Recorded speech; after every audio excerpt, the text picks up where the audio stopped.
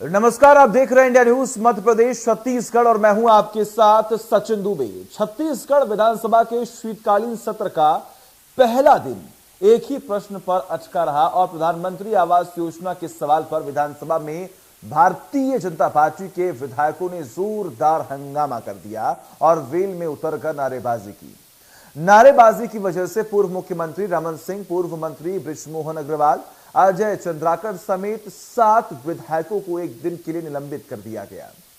दरअसल पीएम आवास योजना को लेकर पूछे गए सवाल पर जवाब देते हुए टीएस सिंहदेव ने कहा कि केंद्र ने 7,81,999 मकान बनाने का लक्ष्य दिया था, जिसको बाद में केंद्र ने वापस ले लिया। और उन्होंने आगे कहा कि पिछले साल का 300 करोड़ का केंद्रांश भी बकाया है। इस जवाब पर विपक्ष ने हंगामा कर दिया और आपत्ति जताते हुए कहा कि सरकार रोज रोज नई नई योजनाओं की घोषणा कर रही है, लेकिन गरीबों का घर बनाने के लिए राज्य सरकार के पास पैसा नहीं है। शीतकालीन सत्र का पहला दिन हंगामे की भेंट चढ़ गया, लेकिन गरीबों के घर को लेकर कोई हल नहीं निकला। राज्य और केंद्र की राजनीति में नुकसान झेल रही जनता की समस्या का हल कब होगा? आज हम शीतकालीन सत्र में हुए हंगामे, विधायकों के निलंबन और राज्य और केंद्र की राजनीति के चक्कर में गरीबों के आवास को लेकर हम चर्चा करेंगे, जिसमें हमारे साथ कुछ खास मेहमान भी जुड़ेंगे। लेकिन सबसे पहले आइए सुनते हैं कि क्या कुछ कह रहे हैं राज्य के पंचायत और ग्रामीण विकास मंत्री टीएस सिंहदेव। सुनिए। बजट बनाया जाता है, खर्च किया जाता है। अगर आप 20,000 करोड़ रोक देंगे तो स्वाभाविक है कि आपको लोन फिर और लेना पड़ेगा काम करने के लिए। और लोन लेने की स्थिति में प्रधानमंत्री आवास के लिए जो लोन की हमारी प्रक्रिया थी, उसमें बाधा उत्पन्न हो रही थी। लगातार हम केंद्र से बात कर रहे थे कि राशि दे दीजिए, ताकि दूसरे कामों के लिए लोन ना लेना पड़े। और ऐसा अनुमान था कि वो देंगे पैसा, लेकिन उन्होंने नहीं दिया। इस कारण ऐसी स्थिति बनी। फिर भी 1800 करोड़ से ज्यादा का लोन लेके प्रधानमंत्री आवास कुछ स्वीकृत हुए हैं और काम चल रहे थे। कोरोना के कारण हमने अपना लक्ष्य पिछले वर्ष भी कम कराया था, कम बोला था कि इतना हम शायद नहीं कर पाएंगे। और आज भी केंद्र सरकार से 2018-19 की 25.85 करोड़ राशि हमारी लंबित है, उन्होंने नहीं दी है। इसके अतिरिक्त 2019-20 की इस वर्ष की बात हो रही थी, इसकी भी 300.40 करोड़ की राशि केंद्र सरकार ने अपना अंश नहीं दिया है। लगातार अधिकारी उनको ये सूचित कर रहे थे, केंद्र सरकार के अधिकारियों को, कि लोन की प्रक्रिया हमारी उच्चतम जो कमेटी है उसके पास है, वो विचार कर रहे हैं। उन्होंने कहा है कि वो स्वीकृत कर देंगे और 762.81 करोड़ की जो राशि है, ये जैसे ही स्वीकृत होती हम सूचित कर देंगे। तो ये जो 300 करोड़ है आप दे दीजिए, हम इस साल का टारगेट पूरा कर लेंगे और पुराना बकाया पूरा कर लेंगे। इसी दरमियान उन्होंने अपना ये जो इस साल का आवंटन था उसको वापस कर दिया। तो केंद्र सरकार के द्वारा उसको वापस करने की स्थिति में आज ये स्थिति बनी हुई है कि हम पुनः उनसे अनुरोध कर रहे हैं कि ये जैसे 762 करोड़ की राशि की स्वीकृति हो जाती है, आप रिलीज कर दीजिए अपना शेयर भी और इस साल का टारगेट भी। हम विधानसभा में पीएम आवास को लेकर प्रश्नकाल के दौरान हंगामे और 7 भारतीय जनता पार्टी के विधायक के निलंबन को लेकर क्या कुछ कह रहे राज्य के पूर्व मुख्यमंत्री रमन सिंह और नेता प्रतिपक्ष धर्मलाल कौशिक। सुनिए। 3 बार नोटिस देने के बाद गवर्नमेंट ऑफ इंडिया ने लगातार संपर्क साधा, मगर ये आवास के लिए ना इनरोलमेंट कर सके, ना पैसा दे सके। इसकी वजह से इनको डिस्क्वालीफाई कर दिया गया और नोटिस मिल गया कि छत्तीसगढ़ सरकार अब प्रधानमंत्री आवास योजना से बाहर किया जाता है। इसका मतलब 18,90,000 आवास छत्तीसगढ़ के गरीबों का इन्होंने छीना है।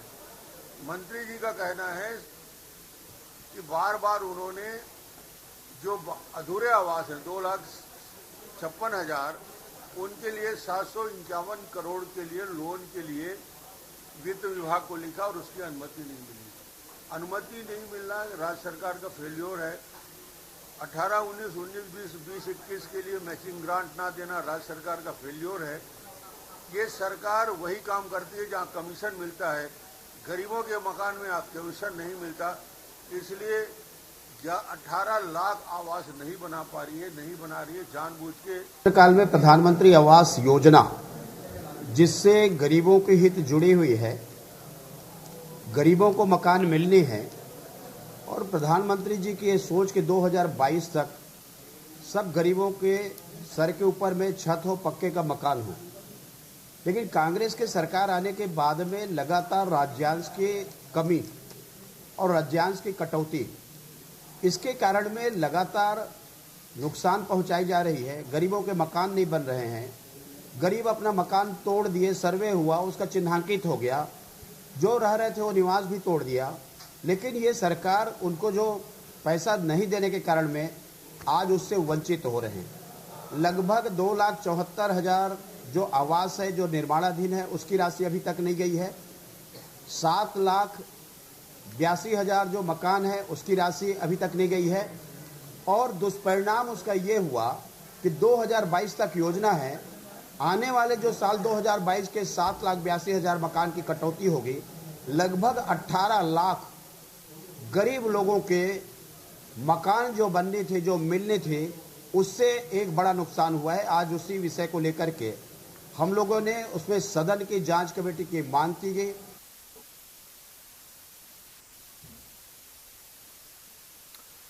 तो आखिर गरीबों को क्यों परेशानी झेलनी पड़ रही है? वो गरीब जिसके लिए पीएम आवास योजना लेकर केंद्र सरकार आई थी, लेकिन उसके बावजूद भी अभी तक जो लक्ष्य केंद्र सरकार द्वारा दिया गया था, आखिर उस लक्ष्य के आसपास भी राज्य सरकार क्यों नहीं दिखाई दे रही है? ये तमाम बड़े सवाल हैं। इन तमाम सवालों के जवाब लेंगे। हमारे साथ खास मेहमान जुड़ चुके हैं। सबसे पहले उनका तारुफ करा दूं, हमारे साथ इस वक्त नितिन भंसाली जो कि कांग्रेस का पक्ष रखेंगे, युधिष्ठिर चंद्राकर जो कि बीजेपी का पक्ष रखेंगे, और वही तीसरी ओर अजय चंद्राकर जो कि राजनीतिक विश्लेषक है। उनसे भी जानेंगे कि आखिर इस पूरे मामले में जो राजनीति चल रही है, आखिर इसका खामियाजा किसे भुगतना पड़ रहा है। आप सभी का बहुत बहुत स्वागत है। डिबेट ओपन करते हैं। नितिन जी, सवाल सीधा आपसे करते हैं, आखिर क्यों नहीं गरीबों के मकान बन पाए? जो लक्ष्य केंद्र सरकार ने दिया, आखिर वो लक्ष्य राज्य सरकार पूरा क्यों नहीं कर पा रही है? देखिए, इस पूरे फेलियर की वजह सीधा सीधा ये 18 लाख लोग हैं, जो लाखों गरीबों को जो आवास मिलना था वो आवास नहीं मिला। इसमें केंद्र सरकार ही जिम्मेदार है।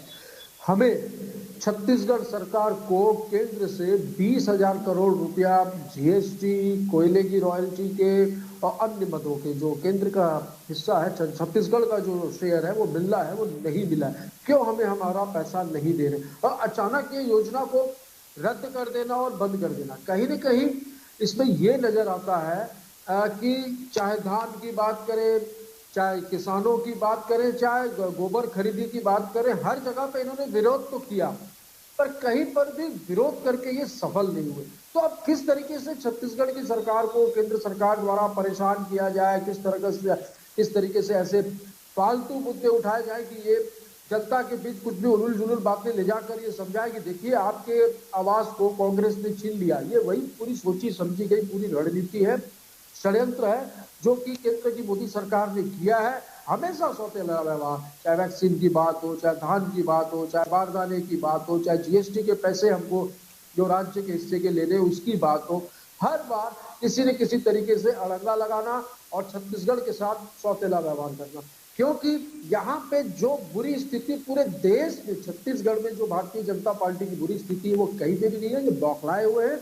यहाँ के नेता जिनकी बाइट में भी सुन रहा था, वो खुद अवसाद में विधानसभा में 14 विधायक बचे हैं 15 साल शासन करने के बाद। आज ये स्थिति है कि 14 के 14 सर्वश्रेष्ठ प्रदर्शन करना चाहते हैं, इसलिए वहां पे चिल्ला चिल्ली कर रहे हैं और ये बताना चाह रहे हैं महत्वाकांक्षाएं हैं इन 14 की किस चीज की महत्वाकांक्षाएं, ये सभी जानते हैं कि किस महत्वाकांक्षा में ये जी रहे हैं। तो मुझे नहीं लगता कि आने वाले 20 वर्षों तक के वो महत्वाकांक्षा के नजदीक भी पहुंच पाए। अगले चुनाव में 14 में मुझे नहीं लगता 10 भी ये बचे। ठीक है, मतलब आप ये कह रहे हैं कि केंद्र सरकार षड्यंत्र रच रही है और कहीं ना कहीं जो ये लापरवाही बरती जा रही है सिर्फ केंद्र सरकार की वजह से ही हो रही है। जी चंद्राकर जी, आपके बताना चाहूंगा, हमें हमारा क्यों कर रहे हैं ऐसा, क्यों लापरवाही कर रहे हैं, क्यों षड्यंत्र रच रहे हैं? आम जनता को कितनी परेशानी हो रही है ये आप बखूबी जानते हैं। जो मकान उन्हें मिलने चाहिए वो मकान अभी तक नहीं मिल पा रहा है, पंजीयन नहीं हो पाया है। सर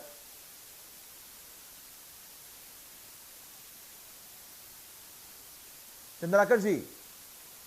हाँ, नहीं, 2 चंद्राकर रखूं। चंद्राकर जो कह रहे हैं भाई साहब, नमस्कार दुबे जी। जी शायद मुझे कह रहे हैं क्या? जी जी बिल्कुल, सवाल आपसे ही है सर। सवाल आपसे ये है कि देखिए विपक्ष तो ये कह रहा है कि आप कर रहे हैं सर लापरवाही, आप षड्यंत्र रच रहे हैं, आप जो हैं वो भेदभाव कर रहे हैं, जिसकी वजह से छत्तीसगढ़ की आम जनता को समस्याओं का सामना करना पड़ रहा है। वो गरीब जिनको उम्मीदें सरकार से, आखिर उनको मकान क्यों नहीं मिल पा रहा है सर? जवाब दीजिए आप भी। नहीं, वो सही कह रहे हैं माननीय बंसाली जी को ये मालूम होना चाहिए कि गरीबों के मकान बनाने के लिए केंद्र सरकार भेदभाव कर रही है।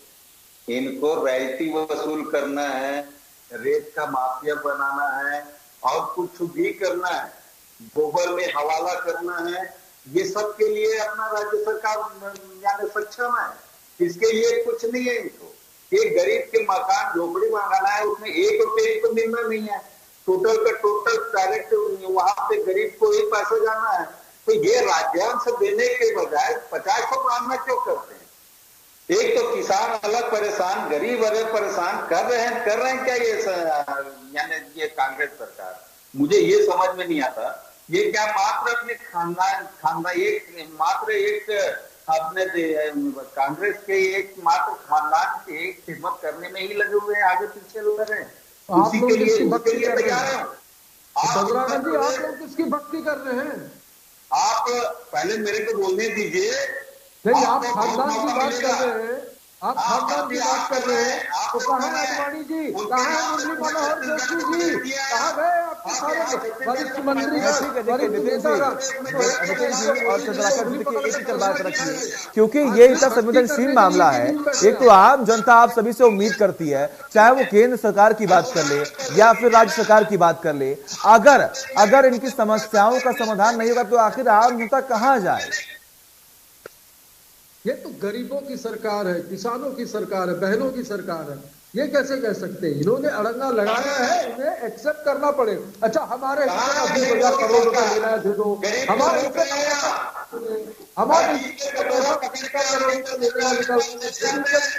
स्थितियां क्लियर, 90-10 का रेशियो रखी। हमने कब बोला है कि योजना बंद करिए? बंद तो आपने की, हम तो मकान बनाने के लिए रेडी है।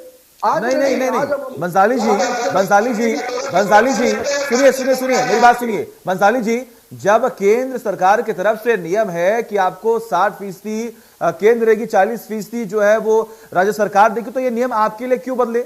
जब सभी राज्य ये मान रहे तो आप क्यों नहीं मान रहे सर? हमारा 20,000 करोड़ तो हमारा 20,000 वो भेजते क्यों नहीं है भाई? उसमें क्यों भेदभाव करते? अड़ंगा लगाते।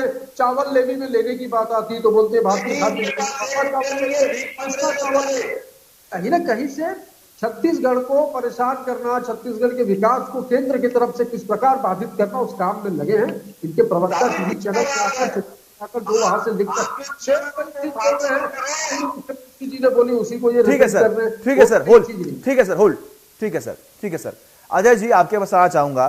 सर, आपको क्या लगता है, ये जो देखिए ये ब्लेमिंग गेम सबसे खराब चीज होती है और इस ब्लेम गेम में आम जनता पिस रही होती है। अगर हम बात करें तो केंद्र सरकार भी दावे करती है, तमाम मैनिफेस्टो में वादे किए जाते हैं, राज्य सरकार भी वादे करती है कि अगर हम सरकार में आ जाएंगे तो आपका फलाना ढिमकाना तमाम जो समस्या है वो खत्म कर देंगे। लेकिन अंत में होता वही है सर, वादे बहुत होते हैं लेकिन काम शून्य होता है। सचिन जी, आप अभी कुछ देर पहले अपने उद्बोधन में एक बहुत सुंदर लाइन बोले थे, वो ये है कि यह योजना केंद्र सरकार की योजना है और इसमें निश्चित % तय है कि इतनी राशि केंद्र सरकार देगी और राज्य पूरे भारत के अन्य राज्यों में भी ये लागू हो रहा है, उनको भी अपना % देना।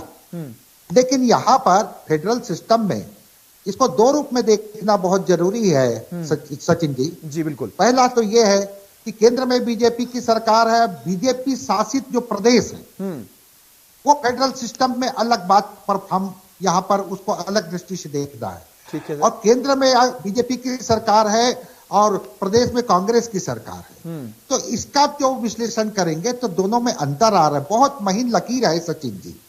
क्योंकि जैसे भंसाली जी कह रहे हैं, वो बिल्कुल सही कह रहे हैं कि केंद्र को राज्य का कांग्रेस शासित राज्य में जो ड्यू है वो तो देना ही पड़ेगा। जब लिक्विडिटी की कमी रहेगी तो हमारे ग्रामीण विकास मंत्री जी सदन में जिस तरह से बोले ऐसे में तो हमें और लोन लेना पड़ेगा। और आरबीआई का एक निश्चित पैमाना है, उस पैमाने से कोई भी राज्य आगे नहीं बढ़ सकती। बिल्कुल सही कहा आपने। एक पक्ष यह आता है। दूसरी बात यह है कि केंद्र सरकार अलग अलग योजनाओं में अलग अलग परसेंटेज दे रही, लेकिन केंद्र के ऊपर यह आरोप लग रहा है आजकल उनके कुछ निर्णयों के कारण, वो ये है कि वो पहले जो परसेंट 75, 25, 90, 10, 85, 15 था, उसमें वो स्वयं कटौती कर रही। तो राज्यों के लिए इन योजनाओं को क्रियान्वित करना एक प्रकार से एक बड़ी चुनौती हो रही। लेकिन यहां पर रविंद्र चौबे जी जो कि हमारे संसदीय मंत्री हैं, वो आज सदन में जो स्टेटमेंट दिए हैं, वो स्टेटमेंट संसदीय मंत्री के रूप में बहुत ही महत्वपूर्ण है। वो यह है कि इन गरीबों के साथ अन्याय नहीं होगा, हम इन घरों को बनाएंगे, ऐसा वो आज सदन के फ्लोर में बिल्कुल सर, ऐसा ही होना चाहिए, ऐसा ही होना चाहिए। उन गरीबों को क्या मालूम कि आखिर पैसा कौन दे रहा है, उन्हें तो मतलब सिर्फ छत से है ना सर। और अगर उन्हें छत नहीं मिलेगी तो आखिर वो गरीब कहां जाएंगे? उन्होंने आपको वोट दिया है, उनको आपसे उम्मीदें हैं, लेकिन अगर आप उम्मीदों पर खरा नहीं उतरेंगे तो आखिर वो किस पर भरोसा कर पाएंगे? नितिन जी, आप ये आश्वस्त कीजिए कि कहीं ना कहीं जो भी लापरवाहियां हुई हैं वो खत्म होंगी और उन गरीबों को वो छत मिलेगा जिसकी वो हकदार है। बिल्कुल, हमारे संसदीय कार्य मंत्री आदरणीय रविंद्र चौबे जी ने भी यही बात कही। ये बात मैं अभी कह भी रहा था कि हमारे हिस्से का जो पैसा है भैया, हाथ जोड़ के हमारे हिस्से का पैसा मांग रहे हैं। आपकी लड़ाई, मोदी जी की लड़ाई, भारतीय जनता पार्टी की लड़ाई, कांग्रेस से हमसे लड़ो ना भाई, क्यों जनता का हित मार रहे हो? तो जनता के हिस्से का, छत्तीसगढ़ राज्य के जो हिस्से का जो 20,000 करोड़ रुपए हमको लेने का निकलना, वो दे दे। हमने कहीं पे भी आवास बनाने की, रोकने की बात नहीं की है। आवास बनाने के लिए हम खड़े पैर पर रेडी हैं, क्योंकि ये सरकार ही मजदूरों की है, गरीबों की है, किसानों की सरकार है। हम चाहते हैं कि यहाँ के गरीबों को छत मिले। पर जो केंद्र सरकार है, जो राज्यांश वाली जो बात है, जो 75 देते थे उसको 50 किया, जो 60 देते थे उसको 40 किया, तो भैया प्रधानमंत्री आवास योजना नामी है तो पूरा 100 का 100 कर दो, या तो 90-10 कर दो, और या तो हमको हमारा जो पैसा है, जो हमको हमारे हिस्से का पैसा जो है, ठीक है।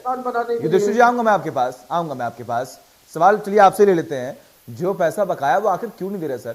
अगर वो आप देंगे तो उन्हें लोन लेने की जरूरत नहीं पड़ेगी, और अगर वो लोन नहीं लेंगे तो फिर सही तरीके से सही काम हो पाएंगे।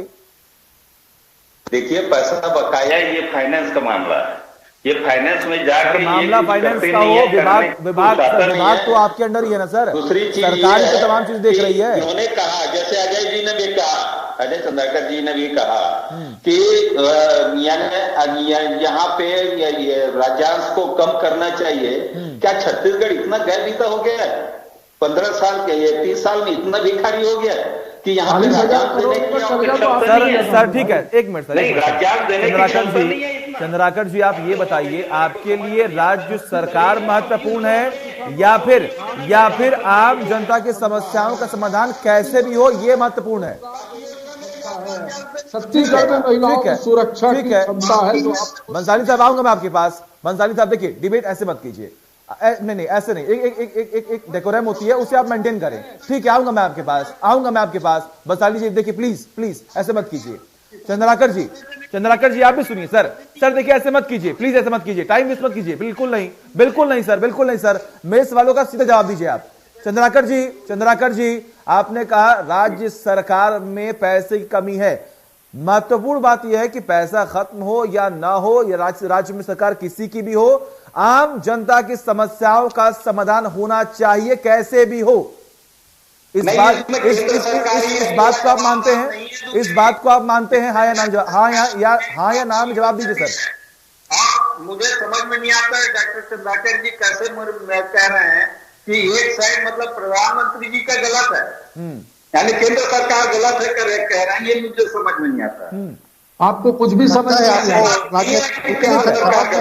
ठीक है, आपको कोई थोड़ी भी बात बोलता है ना, भाजपा को लोगों को बड़ी चुपती है, समझ नहीं आता है। अजय जी, ठीक है sir, 1 minute sir 1 minute please. देखिए, आप दोनों से मेरा रिक्वेस्ट है सर, मेरी बात सुनिए। ठीक है सर, रुकिए। ठीक है सर, अजय जी, ठीक है। उत्तर प्रदेश में कम हुआ है, ये भाजपा शासित कह रहे हैं, तो भाजपा शासित में क्या कम परसेंट ले रहे हैं क्या? वहां भी तो 40% ही जमा कर रहे हैं। ठीक है सर, देखिए समय की बहुत कमी है, समय की बहुत कमी है सर, समय की बहुत कमी है सर। बंसाली जी आऊंगा मैं आपके पास। अजय जी। जी सचिन जी, जी यहाँ पर लगता है अनुज प्रवक्ता भाई को सुनने में या फिर अपना माइंडसेट बनाने में एक संशय हो गया। मेरा आशा यह है कि भारतीय राजनीति को जब भी आप देखेंगे तो केंद्र की जो सरकार है और प्रदेशों में जो उसी पार्टी की सरकारें, वहां पर मौन धारण कर लिया जाता है और अपोजिशन पार्टी की रहती, चाहे केंद्र में या फिर प्रदेश में, वहां पर जब इस तरह का डिसीजन मेकिंग का समय आता है तो सच्चाई जनता के सामने आती है। बिल्कुल दूसरी बात है, दूसरी बात यह है, बात सुन लीजिए, दूसरी बात यह है सचिन जी कि प्रत्येक राज्य, जितने भी हमारे देश में राज्य हैं, वो आर्थिक रूप से कोरोना महामारी के कारण स्ट्रगल कर रहे हैं और स्ट्रगल करने के कारण उनके पास में लिक्विडिटी की कमी है। वो वित्त मंत्रालय के निर्देशों का पालन किए, आरबीआई के निर्देशों का पालन किए और उनके द्वारा तय मापदंड के अनुसार लोन भी लिए, लेकिन उनका रीपेमेंट और साथ ही साथ रीपेमेंट के अलावा इंटरेस्ट देना अब राज्यों को भारी पड़ रहा है। तो वो केंद्र से उनका जो ड्यू है वो मांगेंगे। आज एक ही प्रधानमंत्री आवास योजना की बात है, अनेक योजनाएं हैं, उन योजनाओं में राज्य सरकारें स्ट्रगल कर रही। ठीक है सर, माफ कीजिएगा, देखिए समय की बहुत कमी है, आप तीनों का बहुत बहुत शुक्रिया। नितिन जी आपका बहुत बहुत शुक्रिया, युधिष्ठिर जी आपका बहुत बहुत शुक्रिया, अजय जी आपका भी बहुत बहुत शुक्रिया अपना कीमती वक्त देने के लिए। बड़ा सवाल यही है कि चाहे राज्य सरकार की बात हो या फिर केंद्र सरकार की, अगर आम जनता को वादे किए गए हैं तो उन वादों को जमीनी स्तर पर उतारना होगा, धरातल पर काम करना होगा, तभी आम जनता राज्य सरकार पर या फिर केंद्र सरकार पर विश्वास कर पाएगी। एक ब्रेक।